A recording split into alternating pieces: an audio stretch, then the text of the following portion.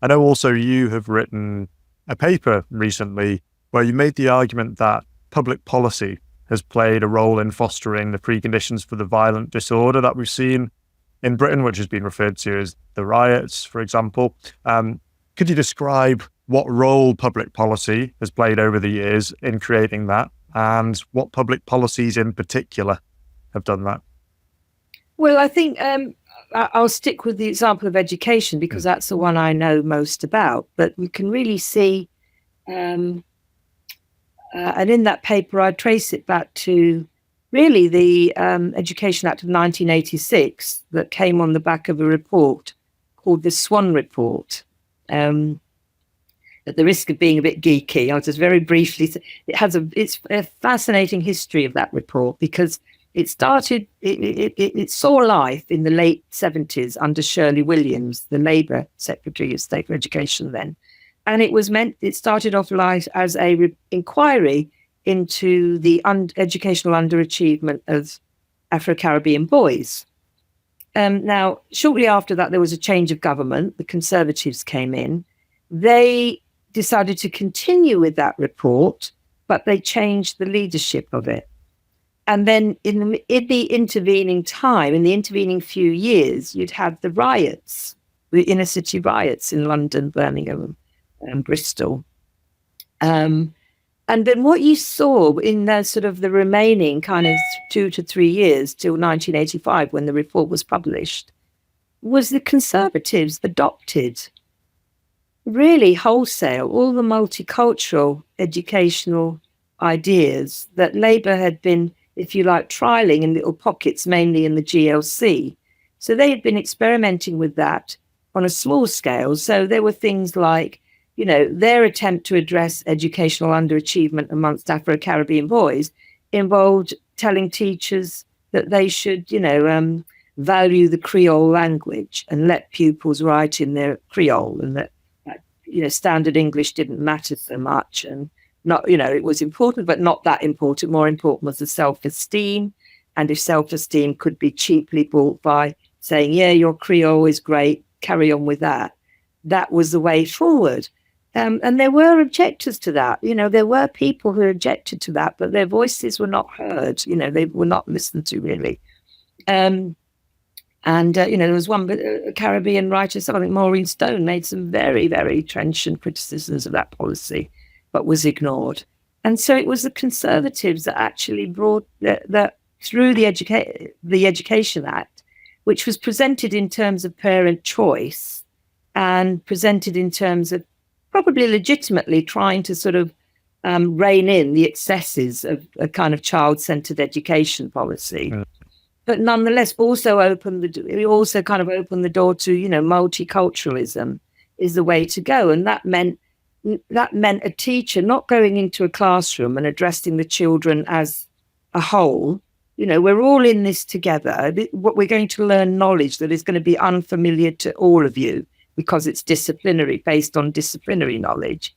And we're going to work hard at it together. And in that shared endeavor, you do form common bonds. You form bonds of commonality, even though you have the differences as well. And instead of that, you have teachers going and saying, oh, well, we're going to be reading this book, but, oh, you over there, if this is, not relevant to you, if you're having problems accessing it, then let's find you something different, And you have the kind of, this also took the form of personalization of the curriculum.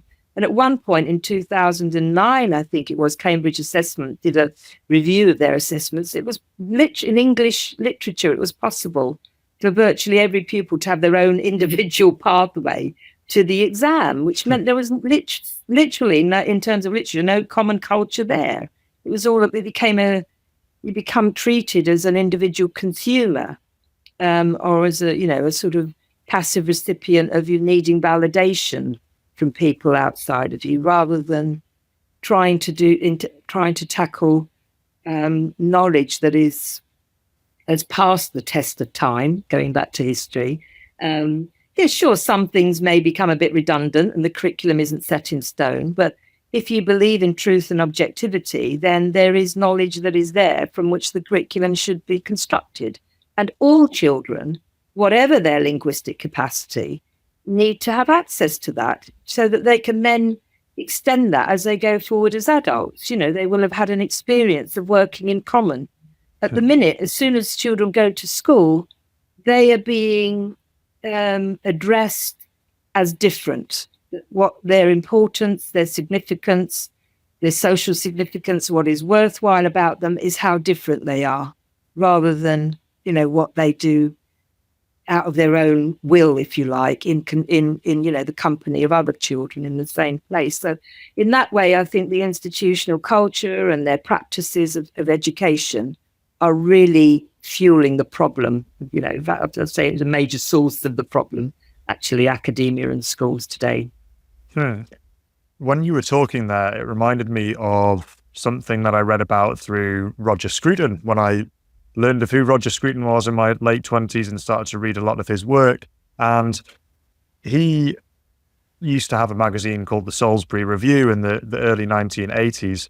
And a teacher from Bradford called Ray Honeyford wrote an article for it. And as you were talking, it seems to me as though we're in a similar place 40 years on. And whilst we're talking openly about it, it was very dangerous for people to question this new change in education because it cost Ray Honeyford his job for doing so.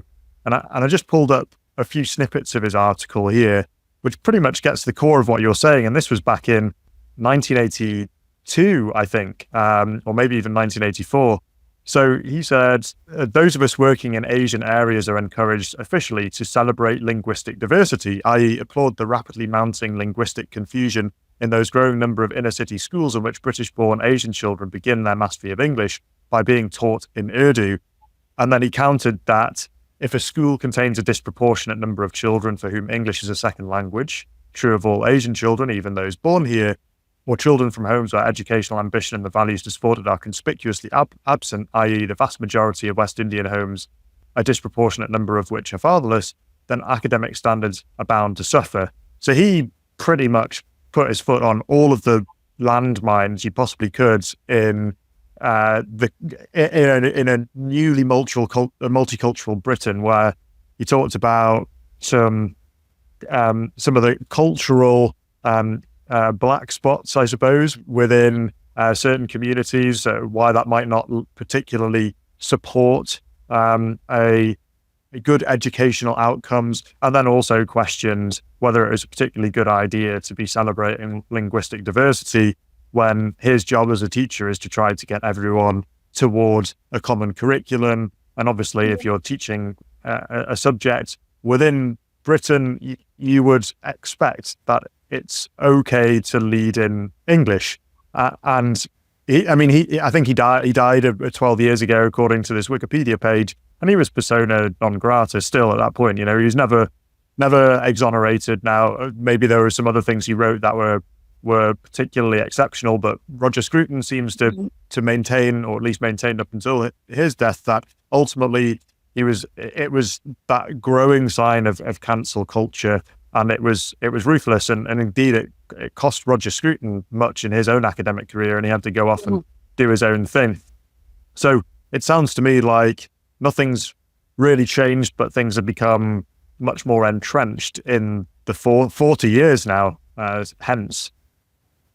Yes, definitely. I mean, but I think, there's a point when the kind of changes reach a tipping point, and something, they become qualitatively quite different. And going just sort of looping back to first of all, I agree with what you've said totally. And it's interesting, when I was writing the paper that I recently put up on our website, I found out that Frank Field and Enoch Powell had been friends, right? Sure. Which was very interesting, because that Frank Field said, that when Enoch Powell made that Rivers of Blood speech, what it did was make it impossible for anyone to speak about immigration.